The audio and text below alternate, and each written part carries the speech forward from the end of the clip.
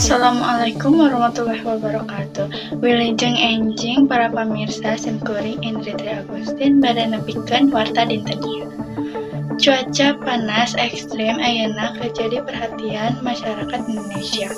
Numutkeun data ti BMKG Kota Surabaya, Jawa Timur, jadi kota kalayan suhu pangpanasna di Indonesia. Ikan langkung jelasna. Hayu urang tingali suhu pangpanasna di Indonesia. Informasi ieu diumumkeun ngalangkungan akun Instagram resmi BMKG. Dina data suhu maksimum harian suhu pangluhurna ngahontal 36,4 derajat Celcius anu kacatet Stasiun Maritim Tanjung Perak Surabaya. Sedangkan suhu 36 derajat Celcius oge kacatet di Stasiun Perak Hiji Surabaya. Cuaca panas ekstrem ieu nyebabkeun masyarakat ngarasa teu nyaman nalika ngalakukan kegiatan sapopoe, utamana dina waktu beurang.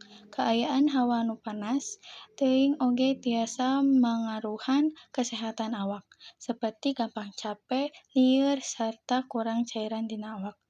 Kusabab eta, warga dianjurkeun supaya nginum cai anu cukup, ngurangan kagiatan di luar imah nalika cuaca kacida panasna, sarta salawasna ngajaga kesehatan awak.